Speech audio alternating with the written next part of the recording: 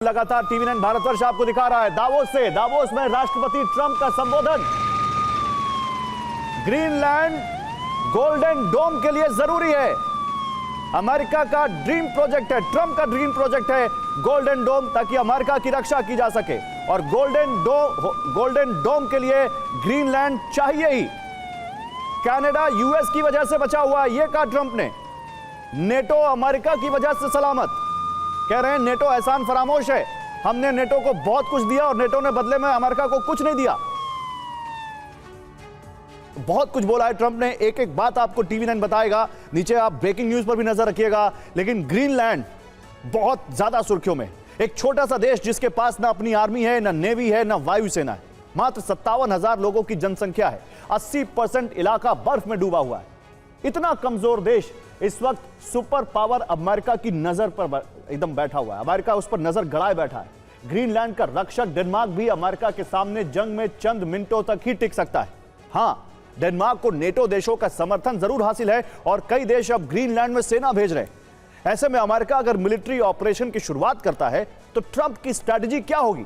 कैसे अमेरिका अपने तमाम विरोधियों को लाचार बनाकर ग्रीनलैंड पर कब्जा कर लेगा, यह आप इस एक्सक्लूसिव रिपोर्ट में देखिए। पहला चरण मिशन में अड़ंगे की तैयारी करने वालों को लाचार करने का होगा। दूसरा चरण अमेरिका ग्रीनलैंड की नाकेबंदी कर देगा ताकि कोई मिशन में दखल ना दे सके। तीसरा चरण ग्रीनलैंड में सेना और टैंक को उतारा जाएगा।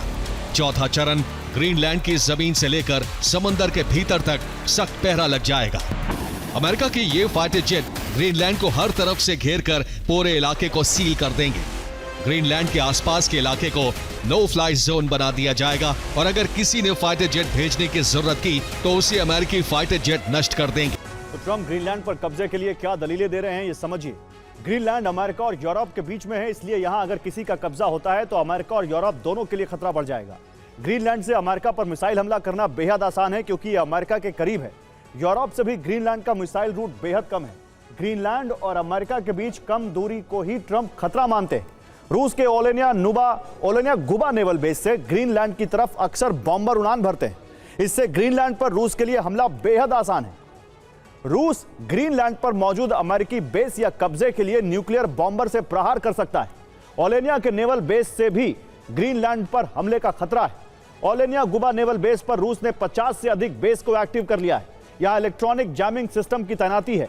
S-400 एयर डिफेंस तैनात किए गए।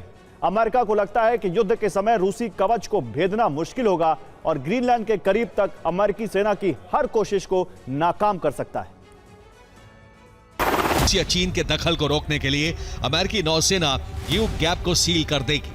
वर्जीनिया क्लास अटैक सबमरीन उत्तरी अटलांटिक में सोनार की शील्ड बना देंगी ताकि रूसी नॉर्थ नेवल ग्रुप की सबमरीन को रोका जा सके। ग्रीनलैंड में अमेरिका हल्के टैंक तैनात करेगा। राजधानी नूक को कंट्रोल में ले लिया जाएगा। कई बख्तरबंद वाहन ग्रीनलैंड में तैनात होंगे और कब्जे के दौरान ग्रीनलैंड में अमेरिका अपने हजारों सैनिकों की तैनाती कर सकता है। ग्रीनलैंड में अमेरिकी कब्जे के बाद टैंक और एयर डिफेंस की तैनाती कर देगा।